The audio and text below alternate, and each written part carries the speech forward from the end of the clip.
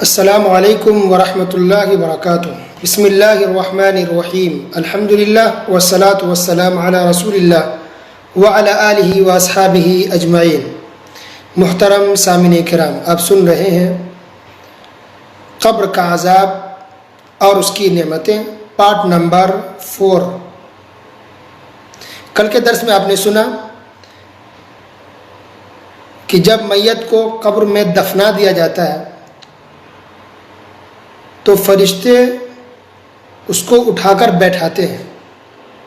میت کی روح اللہ کے حکم سے لوٹائی جاتی ہے، وہ انسان زندہ کیا جاتا ہے، اس کی روح لوٹائی جاتی ہے اور اٹھا کر بیٹھا دیا جاتا ہے۔ یہ اٹھا کر بیٹھایا جاتا ہے، یہ حدیث کے اندر موجود ہے، صحیح بخاری کے الفاظ ہیں کہ اٹھا کر بیٹھایا جاتا ہے اور پھر فرشتے اس سے سوال کرتے ہیں۔ تو آپ نے سنا کہ 3 سوال ہوتے ہیں، جو اساسی، جو بیسک سوال ہے، بنیادی سوال، وہ 3 ہی ہوتے ہیں۔ من ربک، سوال نمبر 1، من ربک، تمہارا رب کون ہے؟ ما دینک، تمہارا دھرم، دین کیا ہے؟ ومن نبیک، اور تمہارا نبی کون ہے؟ یہ 3 اہم سوال ہوتے ہیں۔ جو مومن ہوتا ہے، مسلمان ہوتا ہے، وہ تینوں سوالوں کا جواب آسانی سے دے دیتا ہے۔ یہ بات کہ 3 سوال ہوتے ہیں، یہ اکثر حدیثوں کے اندر ہے، لیکن اگر ڈیپلی بات اگر جائیں ایک دم پوری حدیثوں کو اس تعلق سے اگر دیکھیں، کھنگالیں آپ، تو پتہ چلتا ہے کہ 2 سوال اور بھی ہوتے ہیں جو اسی کے تحت ہوتے ہیں۔ مثلا ایک سوال یہ ہوتا ہے کہ جب پوچھا جائے کہ تمہارا رب کون ہے، تو ایک مسلمان، ایک مومن کہتا ہے کہ ربی اللہ، میرا رب اللہ ہے۔ تو فرشتے پوچھتے ہیں حل رأیت اللہ، کیا تم نے اللہ کو دیکھا ہے؟ یہ سوال ہوتا ہے، حل رأیت اللہ، کیا تم نے اللہ کو دیکھا ہے؟ تو مسلمان مومن کہتا ہے ما ينبغي لأحد ان يرى اللہ، کہ کوئی اللہ کو تو دیکھ ہی نہیں سکتا۔ یہ حدیث موجود ہے سنن ابن ماجہ کے اندر، سنن ابن ماجہ حدیث نمبر 4268، جس کے اندر یہ ہے کہ فرشتے یہ بھی پوچھتے کہ کیا تم نے اللہ کو دیکھا؟ تو کہتے نہیں دیکھا، اور کوئی انسان دیکھ بھی نہیں سکتا۔ لیکن ہاں، مومن دیکھیں گے جنت میں، جنت کے اندر اللہ تعالیٰ اتنی طاقت دے دے گا کہ انسان دیکھ سکتا ہے، فی الحال نہیں دیکھ سکتے۔ تو گویا اس کو اگر جوڑ لیں تو 4 سوال ہو جاتا ہے۔ اگر اور ڈیپلی جائیں تو ایک اور سوال ملتا ہے حدیث کے اندر، وہ یہ ہے کہ جب یہ پوچھتے فرشتے کہ تمہارا نبی کون ہے، یا یہ کہ اس شخص کے بارے میں کیا جانتے ہو، یا کیا کہتے ہو، کیا تمہارا عقیدہ تھا، یعنی محمد صلی اللہ علیہ وسلم کے بارے میں کیا عقیدہ رکھتے تھے، تو مسلمان کہتا ہے کہ تمہارے نبی ہیں، اللہ کے بندے اور اللہ کے رسول ہیں۔ تو فرشتے کہتے ہیں کہ تمہیں کیسے پتہ چلا کہ یہ اللہ کے نبی ہیں، اللہ کے بندے ہیں، کیسے پتہ چلا؟ تو ایک مسلمان، ایک مومن جواب دیتا ہے قرأت کتاب اللہ، کہ میں نے اللہ کی کتاب پڑھی ہے، یعنی قرآن مجید کو ہم نے پڑھا ہے، وہی ہم نے سمجھا جانا۔ فآمنت بہ، تو ہم نے ان پر ایمان لایا، ان کو مانا۔ فصدقت، اور تصدیق کی، رسول مانا۔ تو اس سوال کی اگر جوڑ لیں تو ٹوٹل کتنے ہو گئے؟ 5 سوال ہو گئے۔ یہ حدیث کہ یہ بھی پوچھتا ہے فرشتے تم نے کیسے جانا، اور مسلمان جواب دیتا ہے کہ ہم نے قرآن کے ذریعے جانا ہے، قرآن مجید پڑھ کر کے ہم نے جانا کہ اللہ کے رسول ہیں، رب اللہ ہے، دین اسلام ہے۔ یہ ساری باتیں کہاں سے پتہ چلی؟ قرآن کے ذریعے۔ تو یہ سوال، یہ بات، یہ جملہ کہاں ہے؟ سنن ابی داؤد کے اندر۔ دیکھیے سنن ابی داؤد حدیث نمبر 4753، ٹھیک ہے، اور مسند امام احمد کے اندر بھی حدیث ہے، حدیث نمبر 18063، اور شیخ البانی رحمۃ اللہ علیہ نے اس حدیث کو صحیح قرار دیا اپنی کتاب صحیح الجامع کے اندر، اپنی تحقیق صحیح الجامع میں، حدیث نمبر 1676 کے اندر۔ تو اس کے حساب سے لگتا ہے کہ ٹوٹل 5 سوال ہیں، ٹھیک ہے، لیکن جو 3 ہی مشہور ہیں کہ 3 سوال ہوتے ہیں، 3 سوال ہوتے ہیں، وہ اس لیے کہ اصل سوال 3 ہی ہے، بیسک سوال، بنیادی سوال وہ 3 ہی ہے کہ رب کون ہے، تمہارا دھرم، دین کیا ہے، اور یہ نبی محمد صلی اللہ علیہ وسلم کون ہے، یا محمد صلی اللہ علیہ وسلم کے بارے میں تم کیا کہتے ہیں۔ یہ اہم سوال، یہ 3 ہی ہیں۔ باقی جو 2 سوال آتے ہیں وہ اسی کے تحت آتے ہیں کہ کیا تم نے اللہ کو دیکھا، پھر یہ باتیں تم کو کیسے پتہ چلی۔ تو اس لیے یہ 2 چیزیں، یہ 2 سوال جو ہے آخر کی، یہ لوگوں میں مشہور نہیں ہیں۔ تو کل ملا کر کے اگر دیکھا جائے ساری حدیثوں کو تو گویا کہ ٹوٹل 5 باتیں فرشتے پوچھتے ہیں، ٹھیک ہے۔ یہ وضاحت ہو گئی، اب کلیئر ہو گئی بات، یہ ساری حدیثیں صحیح ہیں۔ اچھا، اب اس سے یہ بھی پتہ چلتا ہے کہ گویا کہ مرنے کے بعد قبر میں ہر کسی کو زندہ کیا جاتا ہے. فرشتے آئیں گے، اس کو اٹھا کے بیٹھائیں گے، پھر سوال کریں گے. مسلمان جواب دے پائے گا، کافر مشرک منافق جواب نہیں دے پائے گا. تو جواب نہیں دے پائے گا لیکن زندہ تو کیا جاتا ہے نا. ایک کافر، ایک ہندو کو یا کرسچن کو، ایک یہودی کو، ایک سکھ کو، جو بھی ہے، نان مسلم غیر مسلم، سب کو زندہ کیا جاتا ہے، سب کو اٹھا کر بیٹھایا جاتا ہے. اللہ اکبر. تبھی ہے نا کہ سب کو اٹھا کر بیٹھاتے ہیں. ایک مسلمان تو بچ جاتا ہے لیکن کافر مشرک کو فرشتے اسی وقت سے مارنا اور عذاب دینا شروع کر دیتے ہیں. اور ایک کافر کہتا ہے کہ نہیں مجھے نہیں معلوم، مجھے نہیں معلوم، کوئی سوال کا جواب نہیں دے پاتا ہے. تو گویا کافر بھی گفتگو کرتا ہے، ایک مشرک بھی فرشتے سے بات کرتا ہے لیکن جواب نہیں دے پاتا ہے، اس کو معلوم ہی نہیں ہے. تو اس سے پتہ چلتا ہے کہ زندہ ہر کسی کو کیا جاتا ہے، قبر میں ہر کوئی زندہ ہوتا ہے. اس سے ایک اور اس اہم بات کی وضاحت ہوتی ہے کہ جو لوگ یہ کہتے ہیں کہ اولیاء اللہ کے نیک بندے بزرگ قبر میں زندہ ہوتے ہیں، وہ ہماری دعاؤں کو سنتے ہیں، ہماری فریاد کو سنتے ہیں، وہ تو زندہ ہے، مردہ مت کو، یہ غلط ہے. ان کو کہیے زندہ تو سب ہوتے ہیں، اللہ سب کو زندہ کرتا ہے. تو قبر میں زندہ ہونا یا زندہ کرنا یہ اولیاء بزرگوں کے ساتھ خاص نہیں ہے. یہ تو اللہ کافر مشرک کو بھی زندہ کرتا ہے، اسے سوال جواب کیا جاتا ہے. ٹھیک ہے. تو گویا کہ سے ایک بھرم ٹوٹ گیا نا. یہ لوگ ہوتے ہیں، اللہ کے بندے سب زندہ ہوتے ہیں، اللہ سب کو زندہ کرتا ہے. ٹھیک ہے. اچھا، دوسری بات کہ یہ جو بتایا گیا پچھلے درس میں کہ صحیح بخاری کا الفاظ ہے اور حدیث کی دوسری کتاب میں موجود ہے کہ جو سب سے پہلا مردہ جب کوئی بات سنتا ہے قبر کے اندر، وہ یہی ہے کہ لوگ جا رہے ہیں دفن کر کے. یہ بات سنائی دیتی ہے کان کے اندر، یہ سب سے پہلی بات ہوتی ہے. تو اس سے وہ لوگ کیا دلیل پکڑتے ہیں؟ جو درگاہ مزار کو جو مانتے ہیں، اولیاء کے درگاہوں پر جاتے ہیں، ان سے دعا کرتے ہیں، کہتے دیکھو مردے تو سنتے، تم لوگ کہتے ہو کہ نہیں سنتے. تو اس کا جواب یہ ہے کہ مردے اس وقت سنتے ہیں بس، ورنہ نہ اس سے پہلے سنتے ہیں نہ اس کے بعد سنتے ہیں. تو حدیث میں صرف یہ ہے کہ لوگ جا رہے ہیں، اس کے چلنے کی آواز، چپل جوتوں کی آواز آتی ہے بس. حالانکہ اس سے پہلے بھی لوگ بہت سارا کام کرتے ہیں نا، مٹی ڈالتے ہیں، اس کی آواز تو نہیں آتی ہے. پھاوڑا جو کدال ہوتا ہے اس سے مٹی ڈالتے ہیں، بانس ڈالتے ہیں، لکڑی ڈالتے ہیں، کوئی آواز سنائی نہیں دیتی ہے. پھر یہ کہ جب وہ لوگ چلے جاتے ہیں تو بعد میں آتے ہی رہتے ہیں نا. کسی نہ کسی کو دفن کرنے کے لیے لوگ قبرستان جاتے ہیں، تو کہیں بھی حدیث میں ہے کہ جب لوگ قبرستان آتے ہیں تو مردے سنتے ہیں، ان کو پتہ چل جاتا ہے کہ دوسرا میت لایا گیا، دوسری لاش لائی گئی، دوسرے لوگوں کو دفن کیا گیا.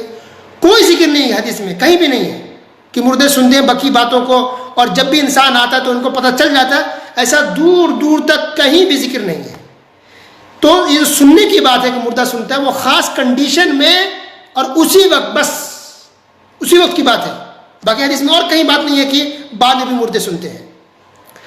تو علماء کرام نے لکھا ہے کہ یہ جو تھوڑی سی بات سنائی دیتی ہے، اللہ عالم، لیکن حکمت اس سے یہ لگتی ہے کہ شاید اللہ یہ سکھانا بتانا چاہ رہا ہو کہ مردے یہ محسوس کرے کہ دیکھو آج سارے لوگ تم کو چھوڑ کر کے جا رہے ہیں، اب تم تنے تنہا ہو، تمہیں نہ بیوی کام آئے گی، نہ شوہر، نہ ماں، نہ باپ، نہ بھائی، نہ دوست، کوئی نہیں.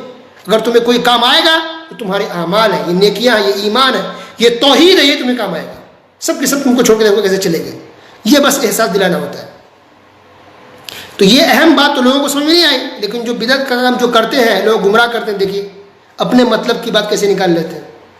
اچھا، اسی طرح جو لوگ درگاہ مزار پہ جاتے ہیں اور کہتے ہیں کہ مردے سنتے ہیں، اس کے لیے دلیل یہ بھی پکڑتے ہیں کہ اللہ کے رسول صلی اللہ علیہ وسلم نے بدر کے میدان میں کافروں کو جو قتل کیا تھا، جو ظالم تھے، دشمن بھی تھے، ظلم کیا تھا، تو اللہ کے رسول صلی اللہ علیہ وسلم نے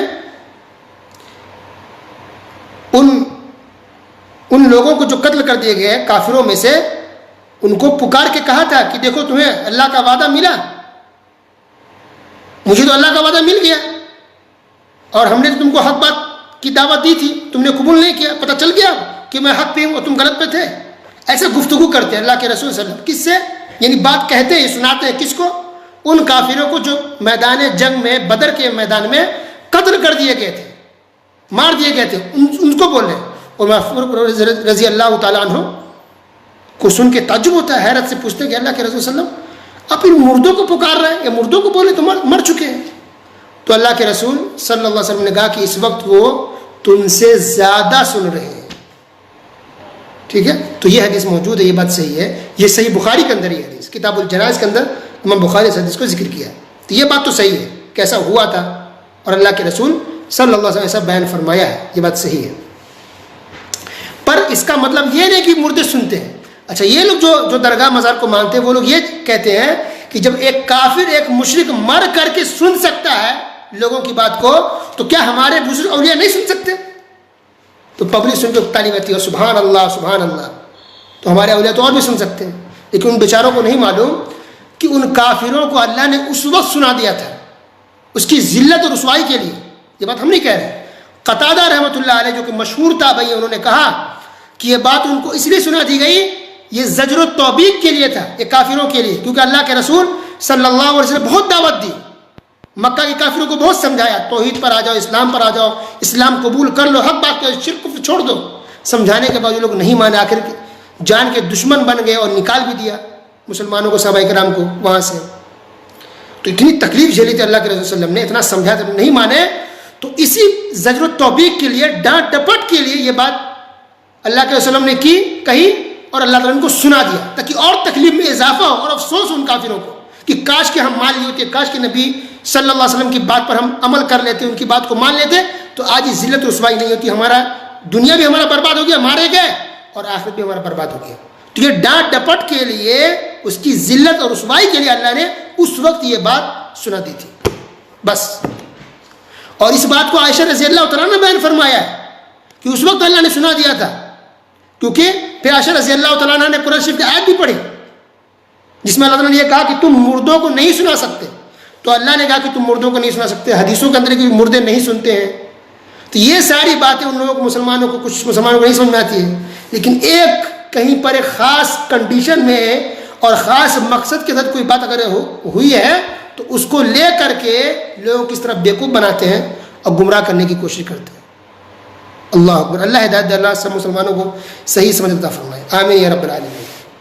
اچھا اس میں ایک بات یہ بھی ہے کہ فرشتے کہتے ہیں نا کہ ماذا تقول هذا الرجل، ماذا تقول في هذا الرجل، اس شخص کے بارے میں کیا کہتے ہو. هذا لفظ استعمال کرتے ہیں، یعنی نبی صلی اللہ علیہ وسلم کے بارے میں تم کیا کہتے ہو. تو لفظ هذا استعمال ہوا نا، هذا ان کے بارے میں کیا کہتے ہو. تو اس سے بھی کچھ مسلمانوں نے کہا کہ دیکھو هذا کہا ہے، یعنی کہ اللہ کے رسول صلی اللہ علیہ وسلم قبر میں تمام لوگوں کی قبر میں موجود ہوتے ہیں، وہ حاضر ہو جاتے ہیں، جمع ہو جاتے ہیں. تو جب رسول تمام لوگوں کی قبر میں جب پہنچ جاتے ہیں، جبکہ ایک ہی ٹائم میں، ایک ہی سیکنڈ، ایک ہی منٹ میں، بلکہ ایک ہی ٹائم میں دنیا بھر میں اگر دیکھ لیں تو ہزاروں لوگوں کا انتقال ہوتا ہے، ہزاروں لوگ قبر میں دفن کیے جاتے ہیں. تو اب ایک ہی منٹ میں ہزاروں قبروں میں اللہ کے رسول صلی اللہ علیہ وسلم کیسے پہنچ جاتے ہیں؟ دیکھیے کتنا پاور ہے. تو جو قبروں میں رسول جا سکتے ہیں تو کیا ہمارے میلاد میں، ہماری محفلوں میں رسول نہیں آ سکتے؟ تو سننے والے کہتے ہیں ہاں سبحان اللہ، کتنی بڑی بات ہے، دیکھیے سب خوش ہو جاتے ہیں. دیکھیے کتنا بیوقوف بناتے لوگوں کو. ما ہاذا، لفظ ہاذا کہا گیا ہے کہ ان کے بارے میں کیا کہتے ہو، لفظ ہاذا. تو ہاذا مطلب ہاذا لفظ عربی ہے، اس کا مطلب ہوتا ہے یہ، ان کے بارے میں، یہ شخص کے بارے میں کیا کہتے ہو. اتنی سی بات ہے بس.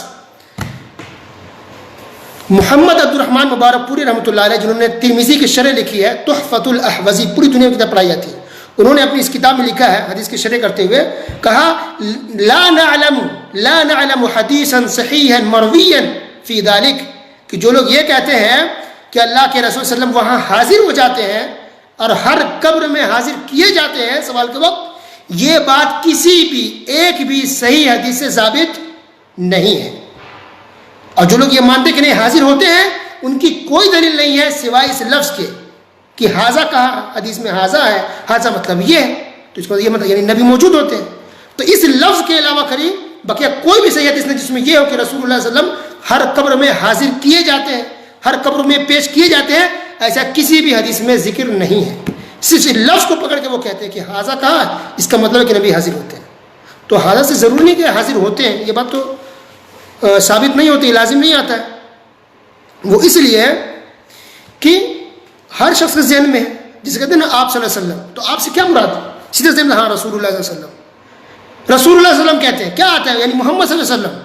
تو سب کے ذہن میں بیٹھا ہوا، جو بات ذہن میں بیٹھی ہوئی انسان کو ایسے سمجھ میں آتا ہے کہ کن کے بارے میں پوچھا جاتا ہے. اور کچھ لفظ میں یہ بھی ہے کہ محمد صلی اللہ علیہ وسلم کے بارے میں کیا کہتے ہو، یا کوئی بھی شکل صورت ہو سکتی ہے. تو برزخی زندگی ہے نا، وہ تو غیب، اس کا تعلق عقیدے سے ہے، غیب سے ہے، وہ برزخ کی زندگی ہے. ہم تو اتنا ہی ایمان لاتے ہیں، کہتے ہیں جتنا حدیث قرآن میں ذکر ہوا. بس کیا کیفیت ہوتی ہوگی؟ کیا نبی کو حاضر کیا جاتا ہے؟ کیا ان کی شکل دکھائی جاتی ہے؟ نہیں دکھائی جاتی ہے؟ ذہن اللہ عالم. تو جس چیز کا بیان نہیں کیسے کوئی دعویٰ کر سکتا ہے کہ رسول اللہ صلی اللہ علیہ وسلم وہاں حاضر کیا تھے؟ بغیر دلیل کے انسان کو بات نہیں کرنی چاہیے. اور جہاں عقیدے کا معاملہ ہوتا ہے وہاں انسان قیاس اور اپنی عقل نہ لگائے. ورنہ قبر اگر کھودیں گے تو کسی بھی قبر میں نہ کسی کی نعمت دکھتی ہے، نہ کسی کی ہوا دکھتی ہے، اور نہ کسی کا عذاب دکھتا ہے. تو کیا ہم انکار کر دیں گے؟ نہیں. لیکن ہمارا ایمان ہے کہ نہیں، ہوتا ہے. تو اللہ تعالیٰ قادر ہے ہر چیز پر کہ سوال کرتے ہیں تو لوگ سمجھ جاتے ہوں گے کہ ہاں کن کے بارے میں پوچھا جا رہا ہے. ٹھیک ہے. تو کہنے کا مطلب کہ دیکھیے کس طرح سے لوگ گمراہ کرنے کی کوشش کرتے ہیں. جہاں انسان کو ڈرنا چاہیے، اللہ سے خوف کرنا چاہیے، تو وہاں بھی اپنی بدعت کو اور اپنے الو کو سیدھا کرنے کے لوگ دیکھیے کس طرح سے گھمانے پھرانے کی کوشش کرتے ہیں. تو اہل سنت والجماعت کی یہ عقیدہ کی نہیں کہتے کہ ہاں وہ رسول صلی اللہ علیہ وسلم حاضر ہوا ناظر ہے، ہر جگہ پیش کیے جاتے ہیں. غلط بات ہے. اچھا وہ لوگ جو کہتے ہیں کہ نبی حاضر ہوتے ہیں وہ تو یہاں تک پہنچ گئے، غضب کر دیے. کہتے ہیں کہ سوال جواب کے وقت شیطان بھی قبر میں آتا ہے، اور سوال کے وقت بھی شیطان مسلمان کو بھٹکانے کی کوشش کرتا ہے.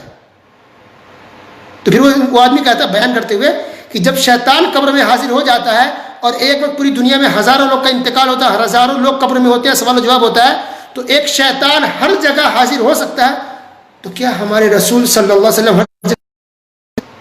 تو پبلک سن کے کہتی ہے سبحان اللہ، سب نعرہ لگاتے ہیں استغفر اللہ انا للہ و انا الیہ راجعون. بتائیے کس حدیث میں لکھا ہوا کہ قبر کے اندر شیطان آتا ہے اور بھٹکانے کی کوشش کرتا ہے؟ کس حدیث میں؟ ذرا کوئی بتائے، کوئی حوالہ دے. اور لوگ بھی اتنے اندھے ہو جاتے کہ جو انسان بول دیا آپ نے مان لیا، سن لیا، اللہ نے عقل دیا، آپ بھی سوچیے، دماغ لگائیے. اللہ اکبر. اسی طرح ایک بات اور ہے جو لوگ گمراہ کرتے ہیں اس سے متعلق میں تنبیہ کر رہا ہوں. کیسے لوگ دیکھیے عقیدے سے اور قبر سے متعلق لوگ کھلواڑ کرتے ہیں، لوگ گمراہ کرنے کی کوشش کرتے ہیں. ایک شخص ہے انڈیا میں، ایک حیدرآباد مشہور جگہ ہے، وہاں ایک بہت مشہور ہے ایک آدمی، اسپیکر بیان کرنے والا، یوٹیوب پہ بہت مشہور ہے، نام نہیں لوں گا میں. اس نے بیان کرتے ہوئے کہا کہ شیخ عبد القادر جیلانی رحمۃ اللہ علیہ بڑے بزرگ جب قبر میں دفن کیے گئے، فرشتے منکر نکیر سوال کرنے لگے. تو شیخ صاحب نے کہا عبد القادر جیلانی رحمۃ اللہ علیہ نے، ارے تم مجھ سے سوال کرتے ہو؟ ان کو ڈانٹ دیے، وہ ڈر گیا، فرشتے گھبرا گئے کہ یہ کون شخص ہے مجھے ڈانٹ رہا ہے. کہا چلو مجھے رب کے پاس، اللہ کے پاس لے کر کے چلو.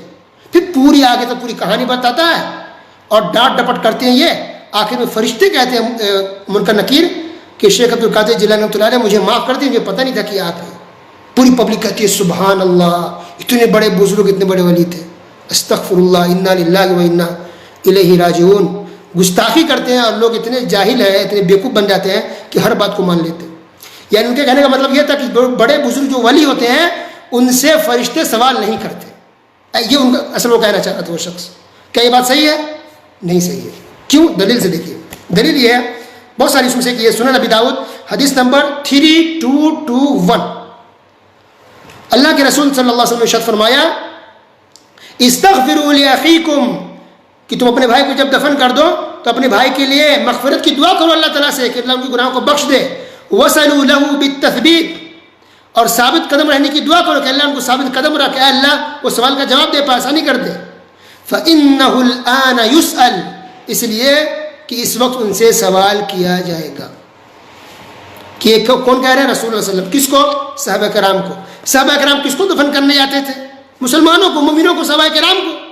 تو صحابہ کرام قبر میں دفن کیے جاتے ہیں اور رسول اللہ صلی اللہ علیہ وسلم نے یہ تعلیم دی کہ یہ دفن تم تو کر دیے ہو، ان کے لیے دعا کیا کرو مغفرت کی، اللہ ثابت قدم رکھے. تو اب بتائیے کسی صحابہ کرام سے کوئی بڑا بزرگ ولی ہو سکتا ہے؟ کوئی نہیں ہو سکتا. سب سے بڑے بزرگ ولی تو صحابہ ہیں. تو جب صحابہ کرام سے سوال کیا جاتا ہے، فرشتے صحابہ کرام سے بھی سوال کرتے ہیں، تو صحابہ کے بعد آنے والا کوئی شخص نبی سے یا صحابہ سے بھی نہیں پڑھ سکتے. نبی تو بہت دور کی بات ہے، پڑھ سکتے. تو جب صحابہ سے جب سوال ہو رہا ہے اور جب صحابہ کرام سے فرشتے سوال کرتے ہیں، تو کیا ان کے بعد آنے والے بزرگوں اولیاءوں سے فرشتے سوال نہیں کریں گے؟ ضرور کریں گے. تو قبر کے اندر سوال ہر کسی سے ہوگا. کوئی بزرگ و ولی اپنی جگہ پر ہے، لیکن سوال تو فرشتے ہر کسی سے کرتے ہیں، کوئی بچ نہیں سکتا. اللہ اکبر. اچھا آخری حدیث میں بتا دوں آج کے درس کے لیے، وہ یہ ہے کہ عمر بن خطاب رضی اللہ تعالیٰ عنہ نے نبی کریم صلی اللہ علیہ وسلم سے پوچھا، کہا اترد علینا عقولنا یا رسول اللہ، کہ اللہ کے رسول صلی اللہ علیہ وسلم قبر کے اندر کی بات چل رہی تھی کہ کیا قبر کے اندر ہماری عقل لوٹا دی جاتی ہے؟ یعنی پورا عقل ہوش میں ہوتے ہیں ہم، سب کام کرتا ہے ہمارا عقل، ہماری عقلیں کام کرتی ہے؟ تو اللہ کے رسول صلی اللہ علیہ وسلم نے فرمایا نعم کہیئتکم اليوم، ہاں تمہاری عقل اسی طرح کام کرے گی، اسی طرح ہوش میں ہم ہوتے ہیں یا لوگ ہوتے ہیں جس طرح آج تم لوگ ہو. یعنی دنیا بھی جس سے ہماری عقل کام کر رہی ہے، سب کچھ سمجھ میں آتا ہے، اسی طرح قبر کے اندر انسان ہوگا. اللہ اکبر. یہ حدیث بھی صحیح ہے، یہ حدیث ابن حبان کے اندر ہے، حدیث صحیح ابن حبان حدیث نمبر 3115. آج کے لیے بس اتنا ہی، باقی باتیں انشاءاللہ اگلے دروس میں سنیں گے. وصلی اللہ علی نبینا محمد وعلی آلہ وصحبہ اجمعین. والسلام علیکم ورحمۃ اللہ وبرکاتہ.